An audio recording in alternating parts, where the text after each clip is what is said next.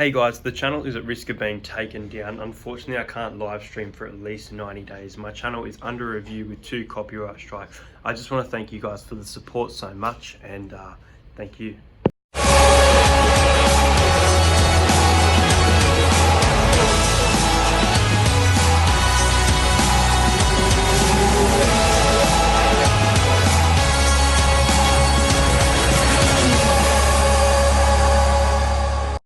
Hey guys, what is up? Welcome to another NRL season review for 2019. Second last, but in second position, and obviously the Premier. Let's speak about the Sydney Roosters.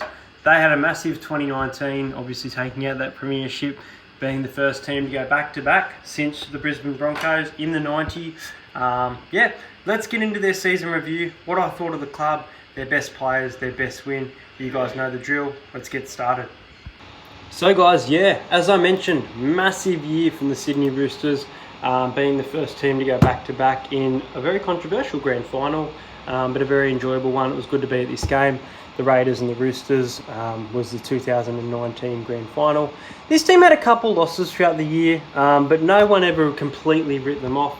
I think they actually stayed favourites throughout the year. If they do manage to go back-to-back, it will be a massive achievement, but I'm not sure whether that will happen. I personally don't think so.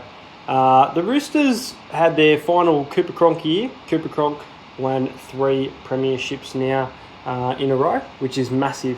Melbourne Storm in 2017, Sydney Roosters in 2018, and then the Sydney Roosters in 2019. They lose him now, and that is a big loss. But there is a lot of talent, especially James Tedesco, who I'll speak about in a minute, coming out of this club. But I really like the coaching style as well. Trent Robinson is one of my favourite coaches personally in the NRL. He's just a good all-round bloke, and he really puts the team together, and I can't say anything negative against Trent. So guys, I've mentioned him already, James Tedesco. The best fullback in the competition, played Origin for 2 years now, been with the West Tigers and gone to the Sydney Roosters. 18 tries from 24 appearances in the 2019 season. Very good stats here. 68% tackle efficiency. Look, he's a fullback, so you don't expect many tackles to be made. He made 94 tackles for the year. His run meters was absolutely phenomenal. 4,920. Amazing. Dally M Player of the Year. Brad Fittler, Medal of the Year.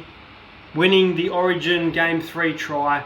Very good player, a lot of talent at the back line of the Sydney Roosters, being led by Mr. James Tedesco himself.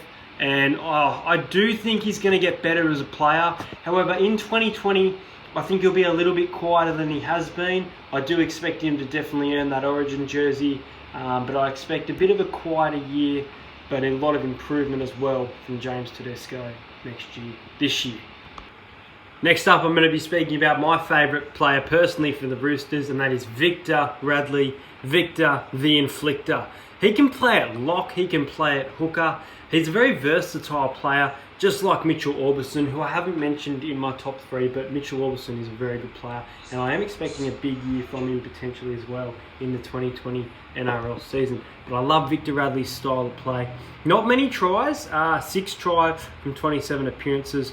But these type of stats here, passing and receiving the ball over 1,750 times, 949, nearly 1,000 tackles made at an 85% average efficiency, running meters of 1,900. When he does get the ball, he's dangerous. But as I said, may not be a top try scorer, but he's a very versatile player, and you can rely on him for your club in different positions. And I love watching Victor Radley play. I think he's a very dangerous player, and the Roosters are very lucky to have him. He's probably my favourite player of the Sydney Roosters.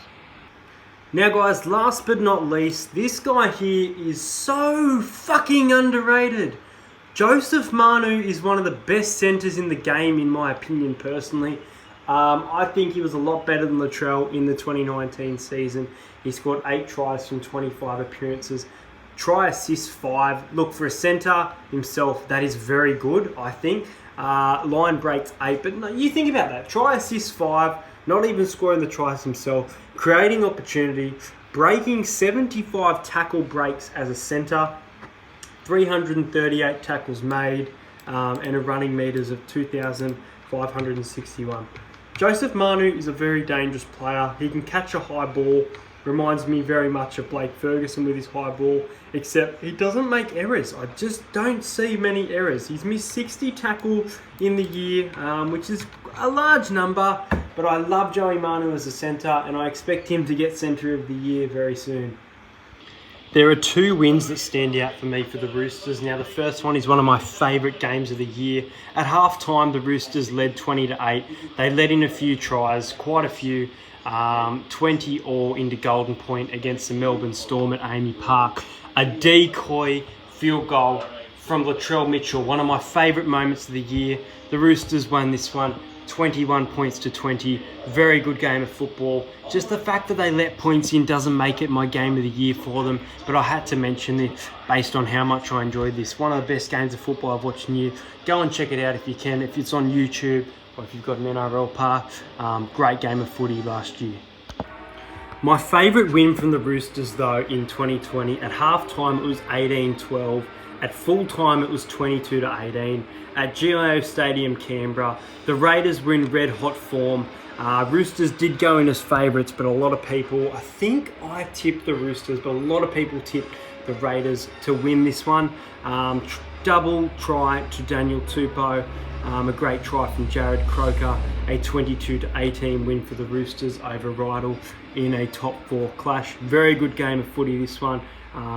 It was top four weekend, actually. It was Raiders and Roosters, and then it was Storm and the Rabbits. But Roosters too good here against the Raiders. And my favourite win for them of the year, personally, I thought they were very good, especially in the first half.